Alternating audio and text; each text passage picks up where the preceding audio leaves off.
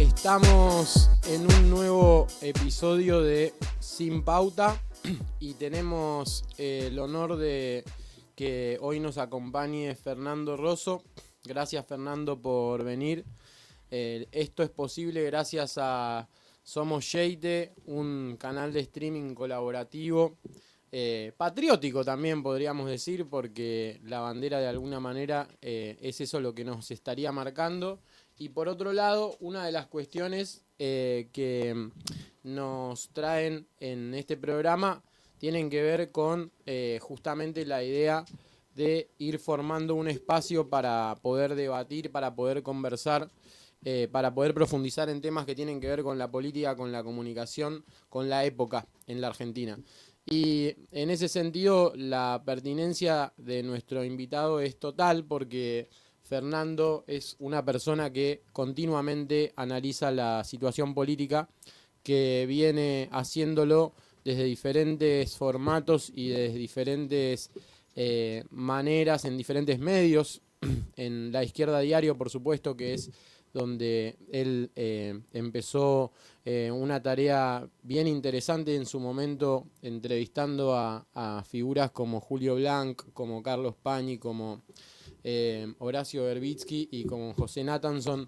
Fue un momento donde todos no podíamos más que esperar esas entrevistas, esas conversaciones y tratar de ver qué es lo que estaba ocurriendo. Y luego de ahí Fernando nos empezó a mostrar un montón de capacidad analítica para cruzar un poco también lo que tiene que ver con el marco teórico que Fernando tiene, que es un marco sólido, un marco vinculado a la tradición de la izquierda trotskista, que dialoga con otras tradiciones y con otras elucubraciones, análisis, y que han dado como lugar en el último tiempo a un libro llamado La Hegemonía Imposible, en el año 2022, que hace un recorrido de los últimos 20 años de la política argentina, desde el 2001 hasta el gobierno de Alberto Fernández. Así que si les interesan estas conversaciones, si les interesa Sin Pauta, pueden darle seguir, like, compartir y todas las interacciones que sean posibles a Somos Yeite, para que este espacio siga creciendo y para que nos sigamos sumando a la conversación juntos. Gracias, como decía Fernando, por estar acá. Y lo primero que te voy a preguntar es ¿cómo llegaste, Fernando, a donde estás ahora? Bueno, gracias a vos, gracias por la exagerada presentación. Y básicamente si vamos al motor, ¿no? Es por una intención de intervención política, ¿no? Siempre está en el fondo eso. El vuelco al periodismo fue en cierta medida impulsado por la militancia también. Yo escribía y bueno, escribía en un blog en algún momento, como cuando dijo Feynman, cualquier boludo tiene un blog. Yo era uno de los que lo tenía, el finado José Pablo Feynman. Y bueno, fui desarrollando un poco la escritura y después pasé a la prensa partidaria más tradicional. Me acuerdo que había una trotskósfera de ustedes. Exactamente. Puntualmente, sí. De ustedes. Había. Yo tenía un blog que se llama El Violento Oficio de la Crítica. Otro compañero tenía Los Galos de Asterix. Y bueno, tratábamos de intervenir en ese momento de auge de los streaming de aquel momento, que eran los blogs, ¿no? Había, qué sé yo, intervenía en debates con sobre todo la blogósfera peronista. Deshonestidad intelectual era uno, el blog de Abel era otro, el de que después Tinta Limón, Revolución Tinta Limón, que fue el de Martín Rodríguez, que después dio un salto mucho más alto, y muchos otros más que, bueno, discutían, ¿no? Era un momento de mucha politización y de discusión más interesante de la que corría, como pasa muchas veces, de la que circulaba por los medios tradicionales, ¿no? Entonces, un poco por ahí. Después en 2014 fundamos La Izquierda Diario y eso nos dio una amplitud mucho más mucho más capacidad mucho más espacio, ¿no? Por lo que te da te da la red, digamos. Antes un periódico de 24 páginas, uno hacía una editorial, relataba los conflictos, a lo sumo iba a ver una película y la comentaba en la última página, digamos, ¿no? Con La Izquierda Diario se dio un salto que tiene sus secciones que van desde las tradicionales, política, mundo obrero o sindical, internacional, pero también cultura, universidad, ideología, ideas, debates cotidianos, lo que sea. Entonces, y uno de los hitos fueron esas entrevistas, ¿no? Que una vez vino un militante brasileño de la izquierda del PT, y me dijo, quiero hablar con vos porque me dijeron que sos el tipo de izquierda que habla con la gente de derecha. Ese fue el título que le llegó por las entrevistas a Julio Blanca, a Pañi, en ese momento, que en realidad yo había hecho un equilibrio. Pero bueno, Julio Blanca era editor de Clarín y Pañi, y yo había equilibrado con José Nathanson y con Horacio Berbisky, pero bueno, la que más ruido hicieron fueron esas, ¿no? Pero un poco eso.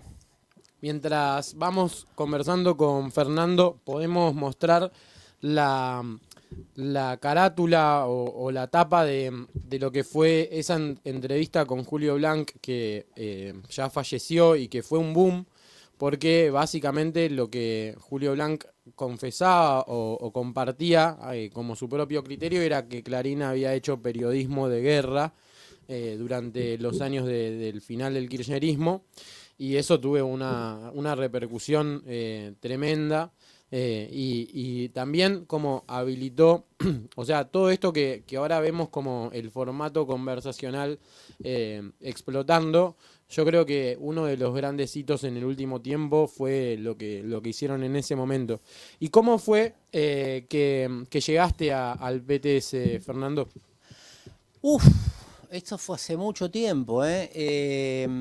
Eso fue en los años 90, después del Santiagazo, que ahora nuestra memoria nos lleva siempre a los mismos lugares, ¿no? En su momento fue Santiago del Estero tempranamente en el 93 y ahora es Misiones muy tempranamente, o fue Misiones. Y yo soy de Gran Buenos Aires, oriundo de Berazategui, y un grupo de universitarios del PTS fue a la conquista del desierto, digamos, ¿no? Del desierto conurbano.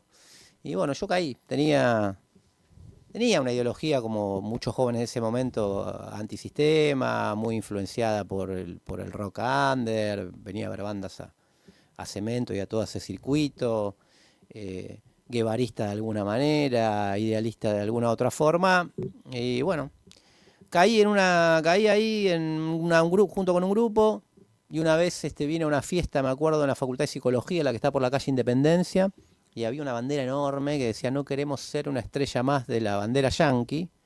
Y dije, bueno, yo me quedo acá. Son esas cosas, viste, que uno no sabe. Porque si me hubiese tocado otro grupo de izquierda, en general me hubiese quedado en otro, digamos, ¿no? Uno se lo pregunta. Después uno desarrolla sus propias, va fusionando la sensibilidad con la ideología, ¿no? Y con el programa, y se queda o se va de lugares, y creo que bueno, después fui tomando más dimensión teórica, política, programática, teórica, pero creo que lo primero fue una adhesión sentimental, ¿no? A una juventud combativa, poco regimentaria, digamos, para decirlo de alguna manera, poco estalinista de lo que aprendí después, ¿no? No era estalinista, justamente, digo, no, anti-estalinista, pero quiero decir poco de esa verticalidad que tiene toda organización, pero que no se expresaba en ese grupo de la manera que uno lo conoce, viste, las militancias tradicionales del siglo XX. Entonces, bueno, nada, después entré a la universidad, luchas importantes de la universidad en aquel momento, año 95, la lucha fue muy importante contra la Ley Superior de Educación, después en el 99, y después nos agarró el hito de nuestra generación, que es el 2001, ¿no? Vos fuiste a la Universidad Nacional de Lomas de Zamora.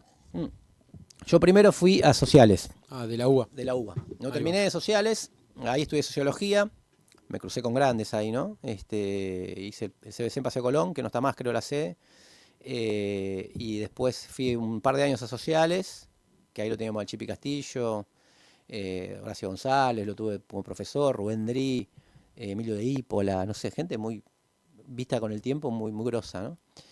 Pero después me fui al Gran Buenos Aires, volví al Gran Buenos Aires y ahí sí estudié periodismo en la Universidad de Loma de Zamora, que fue lo que terminé haciendo, ¿no?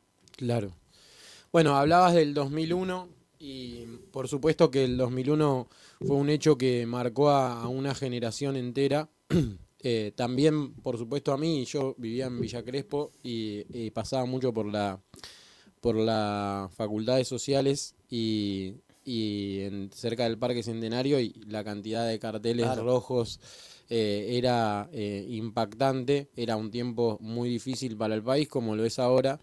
Y en ese sentido también mencionabas lo que tiene que ver con esto de la conquista del desierto, la búsqueda proactiva por parte de tu partido de penetrar en nuevas zonas en este caso, la provincia de Buenos Aires. Y en ese sentido me parece interesante si podemos ver un poco lo que te quería traer como un disparador para ver qué pensás.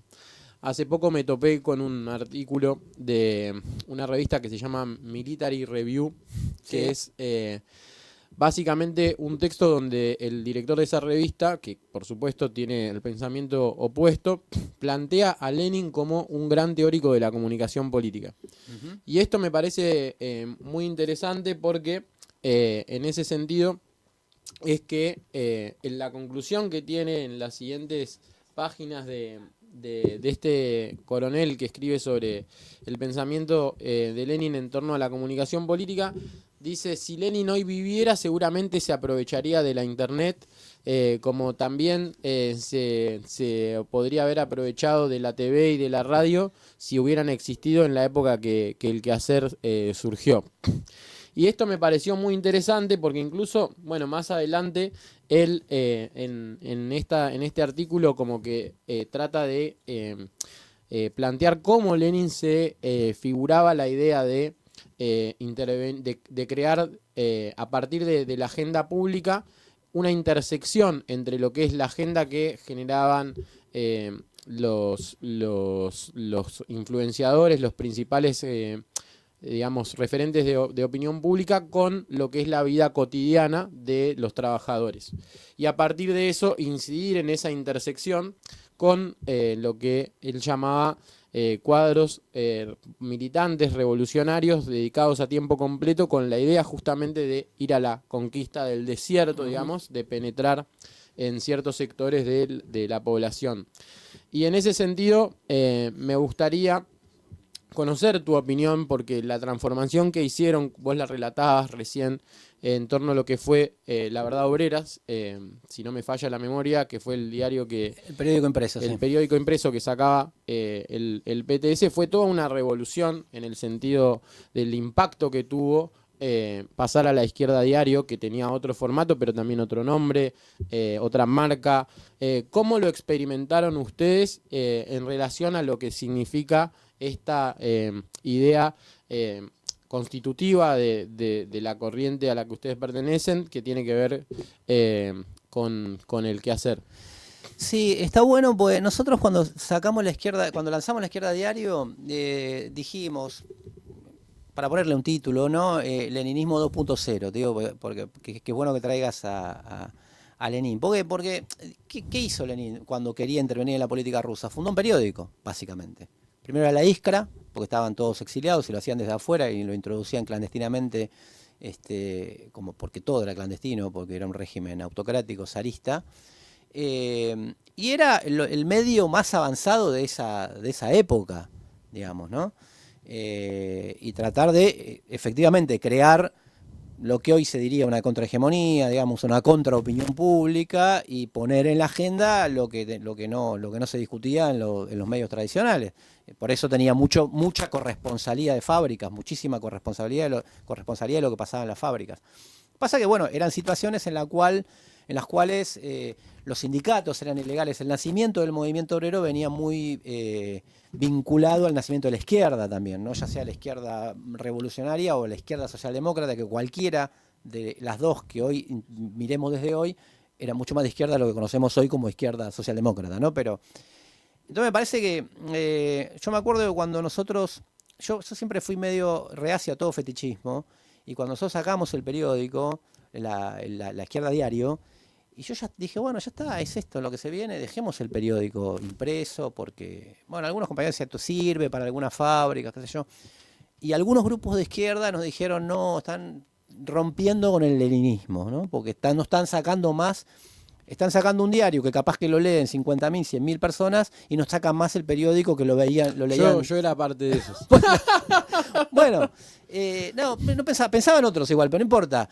Lo que digo es como, era un fetichismo raro, ¿no? Porque era como, ¿vos qué querés? ¿Que llegue un papel a 10 o que lleguen ideas a los más miles que se puedan llegar? La Izquierda Diario no era lo que es ahora, que tiene mucho más miles que antes, pero era mucho más de lo que era el periódico. Entonces me parece que eso, bueno, todo el mundo terminó adoptando este camino al final, y bueno, y está perfecto, pero me da la impresión que en el espíritu de lo que vos decías, y en el espíritu de Marx anteriormente, y en el espíritu de Lenin, o en el espíritu de Trotsky, estaba con dialogar con las ideas de la época, ¿no? Discutir, inclusive debatir, o tratar de refutar, o tratar de incorporar las ideas de la época. Y yo creo que eso estuvo siempre, nuestra corriente por lo menos siempre estuvo en nuestra práctica, digamos. Por el 2001, por ejemplo, qué sé yo, Imperio de Toni Negri, nosotros debatimos, tomamos con Imperio de Toni Negri antes de que se traduzca al castellano en la Argentina.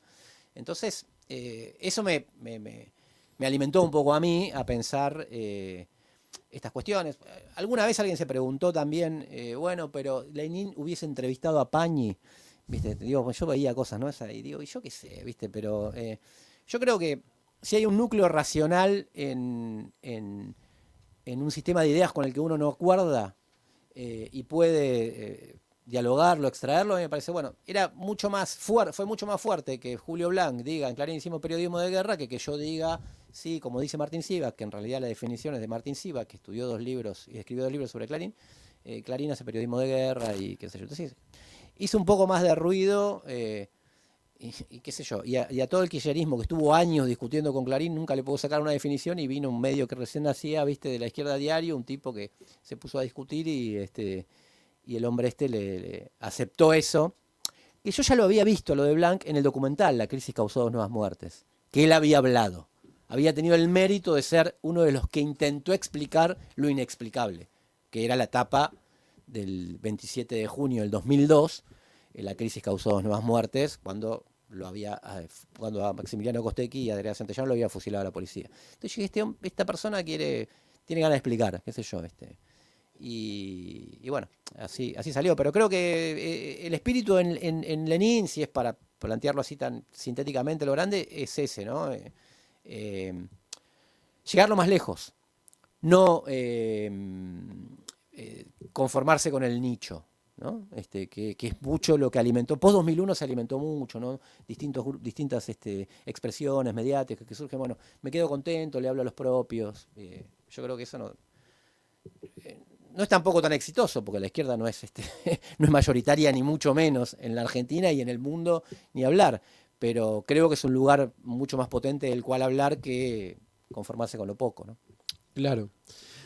Vamos entrando en un tema que por supuesto es ineludible, que es algunas de las cosas que planteás en la hegemonía imposible, que es de 2022, con lo cual por supuesto que pueden haber márgenes para actualizar algunas de las ideas que ahí se plantean. El libro de Fernando, que básicamente va desde el 2001 hasta el gobierno de Alberto Fernández, y me parece muy sintomático que el último capítulo, o en realidad apartado, no capítulo, se llama Las Viñas de la Ira.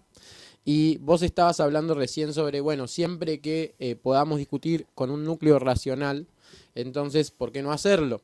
También es cierto que, digamos, un acercamiento que diga porque tal o cual en el pasado hizo tal cosa o no la hizo, es un acercamiento que es un acercamiento bastante religioso a la cuestión, no tan político, con lo cual la innovación es en ese sentido algo valiente y necesario.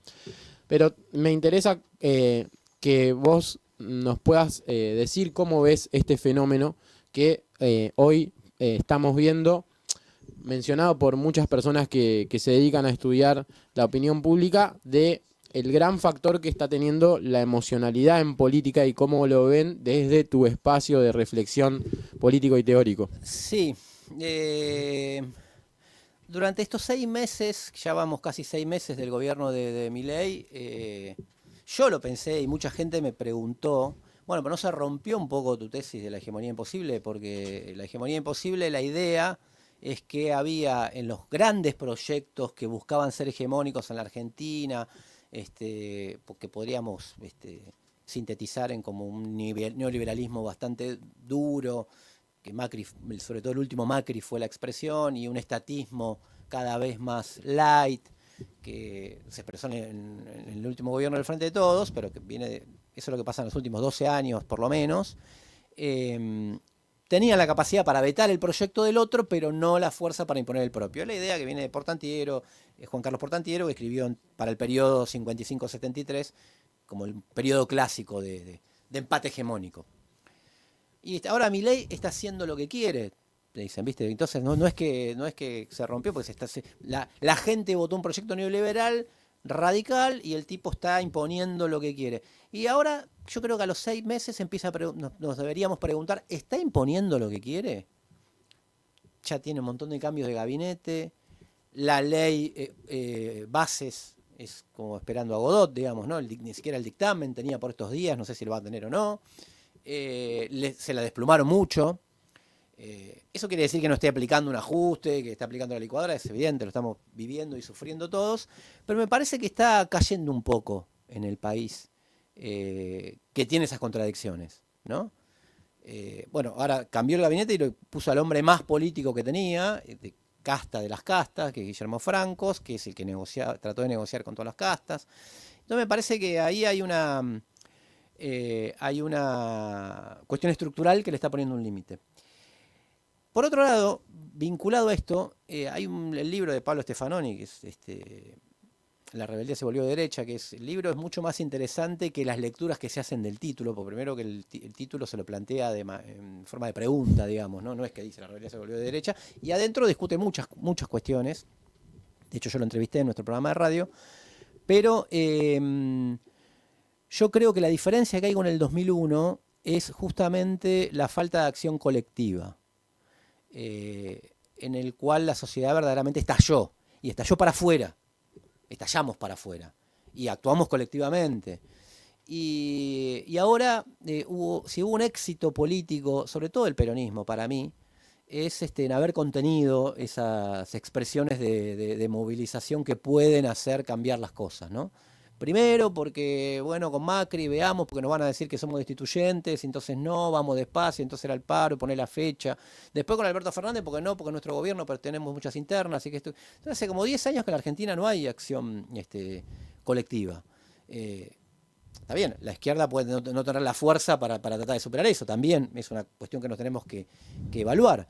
Pero si vos ves, por ejemplo, cómo llegamos al 2001, empezó en el 95, 96, Cutralcasos, Tartagal, paros generales, paro y medio, de todo, hasta la carpa blanca. Entonces, me parece que eso es... Entonces, lo que yo veo es que es menos una explosión y más una implosión. Y una acumulación de desesperanzas que no se pueden desahogar. Pasa en todos los países del mundo que es así, ¿no? O sea, ante partidos que se disputan una idea, digamos, un proyecto de neoliberalismo inclusivo o neoliberalismo excluyente, pero neoliberalismo al fin, y bueno, y un montón, muchos otros componentes que hacen a cómo se cambió la estructura de la sociedad, la estructura del mundo social del trabajo, la ideología del neoliberalismo, que no es solo una ideología de los de arriba, sino que también pregnó en el mundo popular, bueno, todo eso que logró capitalizar Milei, pero al que yo veo como un producto, y termino con esto, con el tema relacionado al libro, de ese empate, de esos momentos de crisis orgánica y de esos momentos en los que, tomando a Gramsci, que es el autor que yo tomo en ese libro, pueden emerger los fenómenos mórbidos, ¿no? Momentos de crisis entre representantes y representados, y yo veo a Milei más como expresión de esa crisis, con estos elementos que te planteaba antes, que como una resolución de esa crisis. Y creo que el correr del tiempo le va dando, lo va mostrando, ¿no? si uno mira, dice, bueno, lo sigo apoyando porque todo lo anterior me tenía podrido, y no quiero saber nada, pero en los estudios de opinión cualquiera, vas a las cosas concretas, te dicen que están en contra de prácticamente todas las medidas o las orientaciones que toma Milei en términos de privatización, de vaciamiento de la educación pública, de salud pública, de trabajo. Todo eso concreto te dice, de flexibilización laboral, la mayoría de los estudios cualitativos te dicen, yo estoy en contra. Entonces me parece que pondría el eje en una de esas grandes diferencias, ¿no? De 2001 a hoy.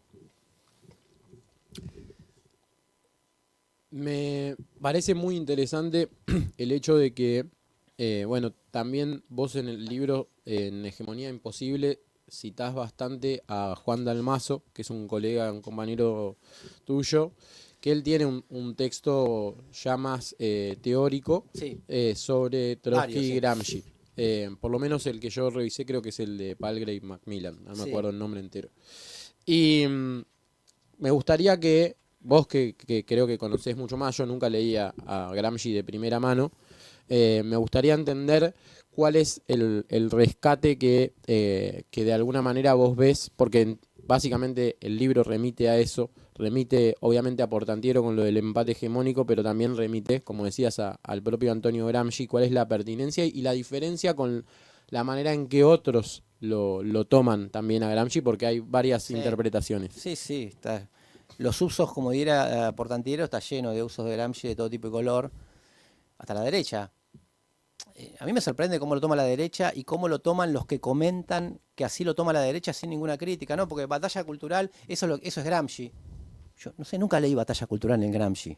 O sea, no hay ningún lado en la que diga voy a dar una batalla cultural. Eso es una lectura sobre lecturas sobre lecturas. Que bueno, nada, porque a ver, partamos de lo primordial. Era un militante político de la Tercera Internacional, un militante comunista que pensaba en términos de revolución. Primero, ¿no? De hecho, fue fundador del Partido Comunista Ruso y fue enviado a Rusia como parte de los delegados de la Tercera Internacional. Lo distintivo para mí es que en el momento de recomposición, después de que está el auge impulsado por la misma revolución rusa, la revolución alemana, hasta la revolución china, si se quiere, hay un momento de recomposición del capitalismo en el que el capitalismo y el Estado se transforman para contener de alguna manera futuras ofensivas revolucionarias, ¿no? Es la famosa cita de Gramsci en la cual dice Estado y sociedad civil idea, y la sociedad civil se vuelve más densa y el Estado se amplía para tratar sobre todo de contener una irrupción revolucionaria de las masas, para decirlo así clásicamente, ¿no? O sea, entonces Gramsci dice, en Oriente el Estado lo era todo y la sociedad civil nada, en Occidente la sociedad civil es mucho más densa, se llena de trincheras que son posibles de tomar para pensar en términos de poder revolucionario, como también de la sociedad para defenderse. Por la emergencia de las sociedades de masas. Fíjate, la idea está en todo. Está en los teóricos que toma Milei, como Hayek, von Mises y los teóricos de la escuela austríaca, que piensan el mismo problema, que dicen cómo se politizó la economía por culpa de intervención del Estado, por culpa de la presencia de las masas en la vida pública. Y nosotros tenemos que hacer un Estado fuerte para expulsar a las masas de la vida pública. Weber mismo, desde otra perspectiva un poco más reformista, si querés, en esa época todo el mundo está pensando lo mismo, ¿no? Cómo se complejizó la revolución en Occidente, que ya no es muy difícil que sea una irrupción y la toma del Palacio de Invierno más directa, y que tiene que haber muchas más mediaciones, y esto es lo que nosotros defendemos, lo que defiende Juan Dalmazo permanentemente, sin sacar nunca la idea de revolución, ¿no? Después, las otras interpretaciones que van desde el PC italiano, que fue el primero que tradujo o que publicó las obras de Gramsci, Togliatti, hasta Laclau, lo fueron como diplomatizando a Gramsci, ¿no? Gramsci era el teórico que empezó a decir que la revolución era más difícil, al Gramsci es el teórico que te dice la revolución es casi imposible y solo tenemos que ocupar puestos en el Estado y en la trinchera, en la sociedad civil, para disputar mejor el reparto de la renta o la ideología o solo dar una pelea cultural, ¿no? Que es como la expresión más burda de Gramsci.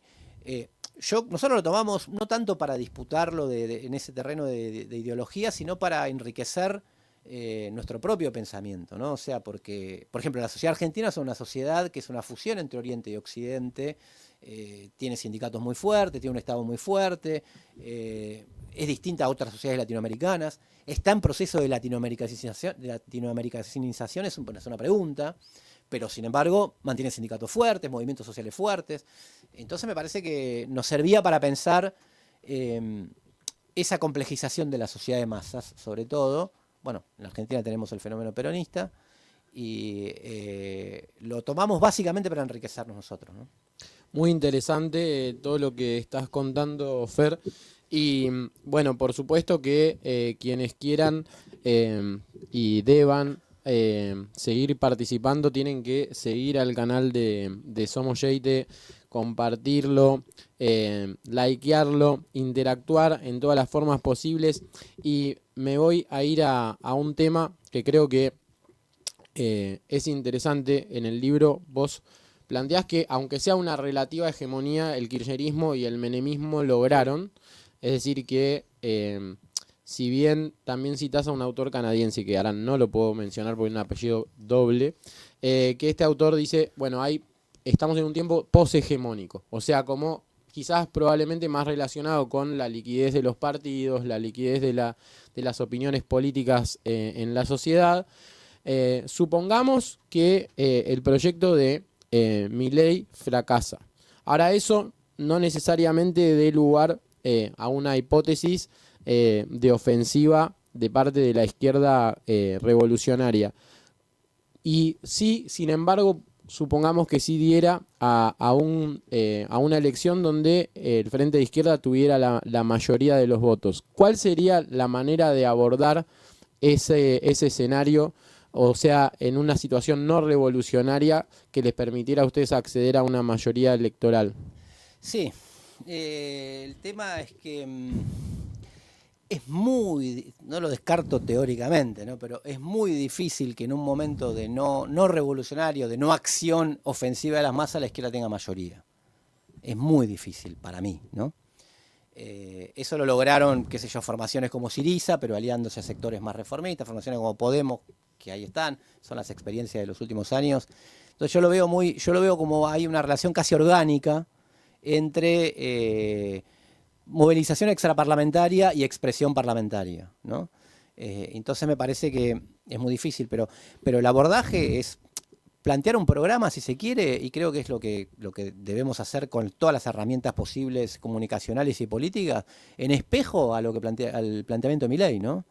Yo lo que veo, si querés, en el escenario argentino, y creo que esa es la posibilidad de lo que la izquierda puede plantear como alternativa, es que todos están, o muchos, y hablar en el sistema político tradicional, pero también en el sistema mediático, esto lo planteaba en el último editorial del Círculo Rojo sobre el periodismo frente a Milei, que todos empiezan a decir, y bueno, capaz que algo de razón tiene.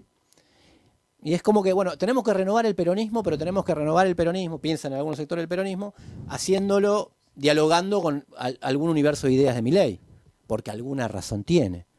Tenemos que aceptar que teníamos que ajustar, porque había que ajustar sin decir claramente de dónde salen los recursos. Y bueno, alguna reforma laboral hay que hacer. Entonces dicen, alguna reforma laboral para ganar derechos. Bueno, pero en Argentina no se le llama así, digamos. Reforma laboral es para perder derechos. Si querés decir cambios en el mundo del trabajo, llamalo de otra manera si es para ganar derechos, porque reforma laboral es sinónimo de perder derechos. Entonces me parece que la izquierda puede ofrecer, pensando en el acompañamiento de este proceso político, del procesamiento político de la sociedad sobre lo que votó. Yo creo que ahí tenemos un problema nosotros con nuestras propias ansiedades, ¿no? ¿Cómo? ¿Viste? No iba a caer en Semana Santa y ahora no va a caer, ¿cuándo va a caer? Hay mucho de esperanza de la gente que tiene esperanza en su propia esperanza, más en lo que, de no volver a ser defraudada, más en lo que plantea Milei. De hecho, las expresiones, el otro día hizo un acto en Córdoba donde había 6.000 personas, en Córdoba, que es un núcleo fuerte, digamos, una plaza fuerte de la derecha y de los libertarios. Sigue teniendo una minoría, se muestra como un apoyo de un partidismo negativo. Como diría Nacho Ramírez y María Esperanza Casullo, que escribieron un libro Polarizados, y ellos dicen, las democracias actuales tienen una dinámica de partidismo negativo, o sea, más por rechazo a lo otro, a todo lo anterior, que por apoyo a Milei. Entonces yo creo que vamos a ir a un ritmo de cada vez más conflictividad como la que estamos viendo, y que inclusive para que la izquierda tenga alguna fuerza para imponer lo que plantea, nacionalización de los servicios bajo control de los propios trabajadores, no pago de la deuda externa, reparto de las horas de trabajo para que no esté dividida la clase trabajadora entre primera, segunda, tercera y cuarta como está dividida ahora, va a necesitar una fuerza de la movilización extraparlamentaria. Sin esa fuerza inclusive es muy difícil. Es muy difícil que llegue a alguna posición de poder, ponele, y es muy difícil, mucho más difícil todavía aplicar un programa, y esto lo demuestra la experiencia de los últimos años en Europa y en todo el mundo prácticamente, ¿no? Entiendo. Recién mencionabas a Ignacio Ramírez y justo es tremendo porque una de las cosas que tenía anotadas, no saqué las anotaciones, lo cual me hace sentir bastante bien conmigo mismo. Mirá, porque mejor que Pañi, que está, tiene que mirar. Está todo en la cabeza. Nacho dice habitualmente, la única verdad es la percepción.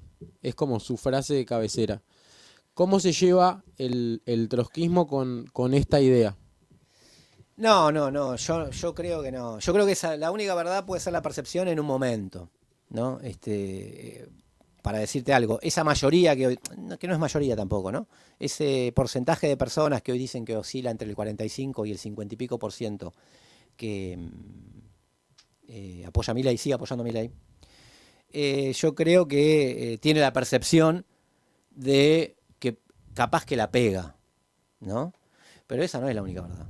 La única verdad es lo que no sé, estos días nos quedamos sin gas, ¿entendés? Como para tomar algunas cuestiones. La única percepción es cuando la verdad es cuando va al chino y vos lo podés negar a comprar, ¿no? O al supermercado, y vos lo podés negar una vez, dos veces, tres veces hasta que se te acaba la plata.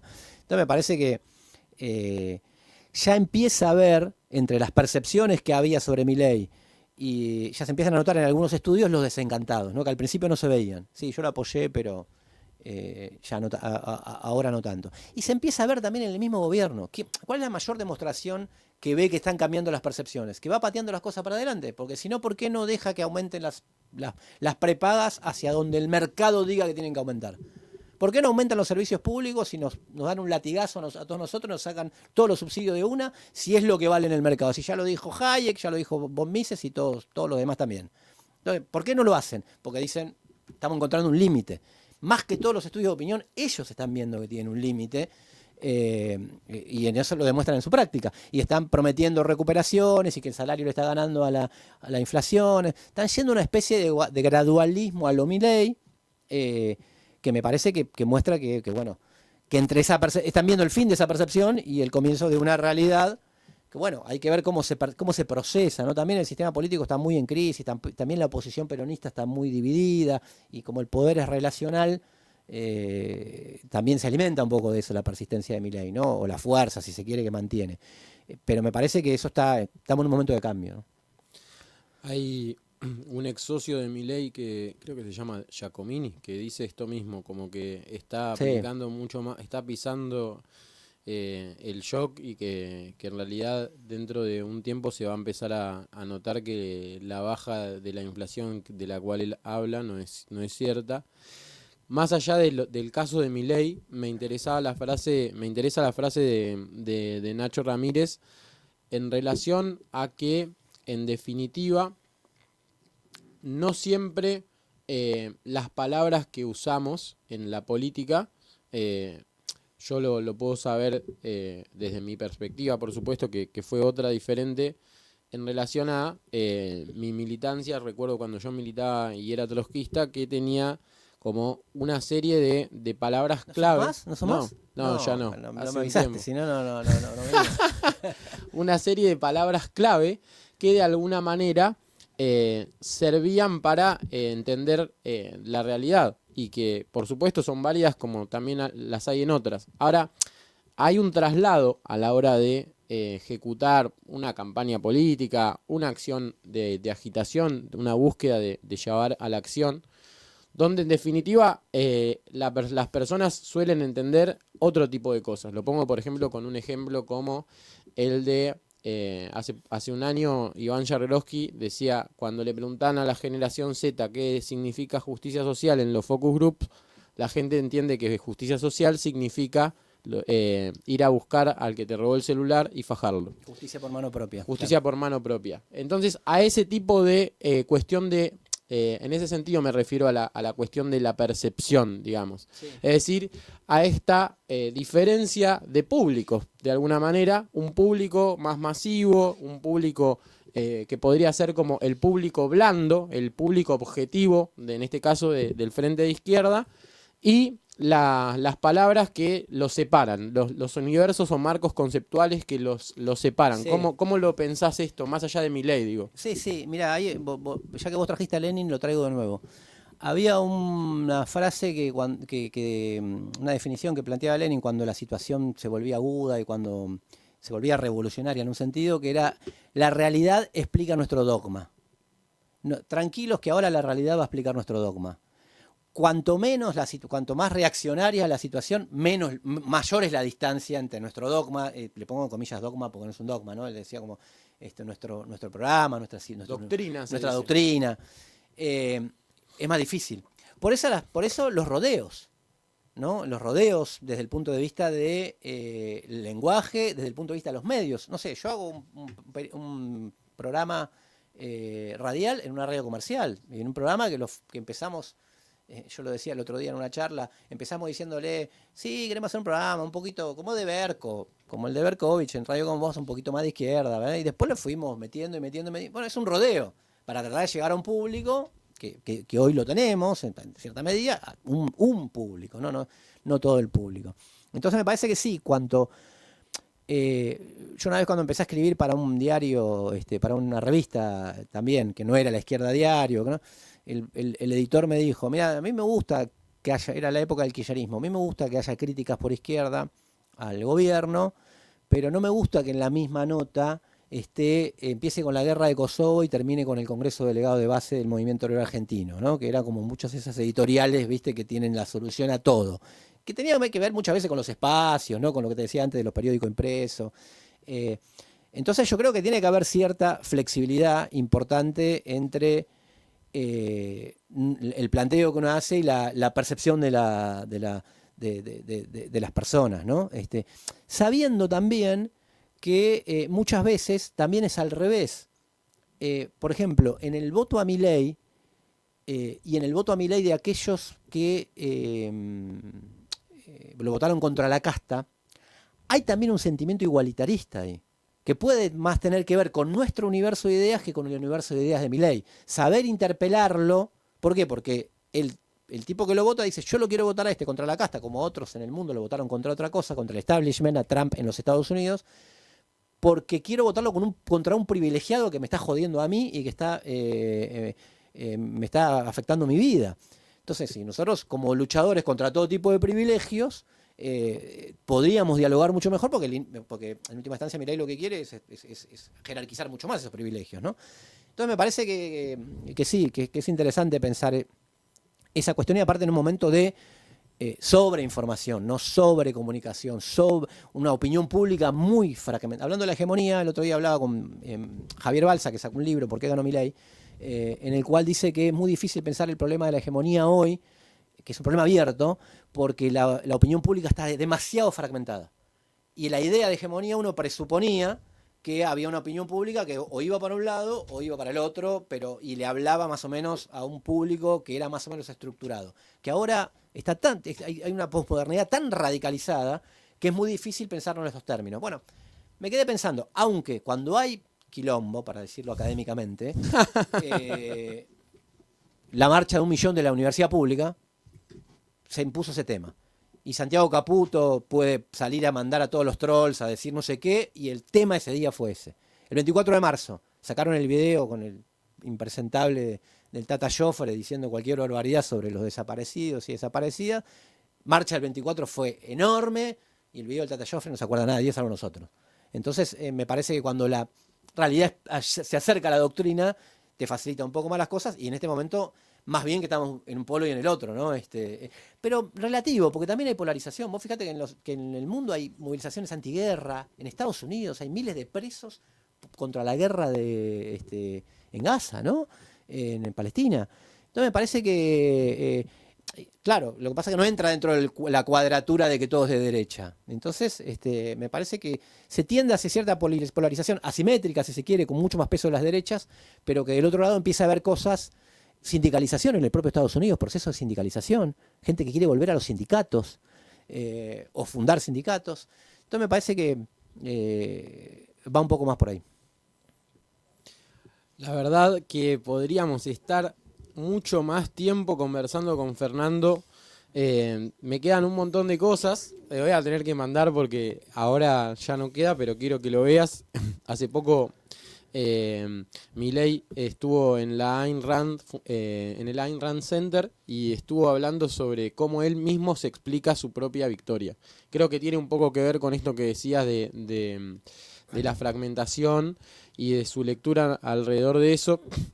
Así que para quienes estén interesados en seguir a Fernando, lo pueden escuchar en el Círculo Rojo, lo pueden leer en su newsletter, del otro lado, ¿no? Del otro lado, sí. Lo pueden leer en del otro lado. Está medio vago, pero sale. Debería salir cada 15 días y sale cuando hay algo para decir. Y bueno, ahí también está La hegemonía imposible, y sos coautor de un libro anterior. Existe La clase obrera con Pablo Almedina y Ana Natalucci, que era una colección de capital intelectual. Muchísimas gracias, Fernando. Realmente impresiona la capacidad para poder ligar conceptos teóricos tan profundos con el análisis político de la situación actual y de la comprensión no solo de la realidad argentina, sino internacional. Es un honor para nosotros tenerte en Sin Pauta. Te agradezco muchísimo que hayas venido y espero que nos crucemos por el barrio próximamente. Nos cruzaremos. No, y gracias por la invitación, un placer para mí.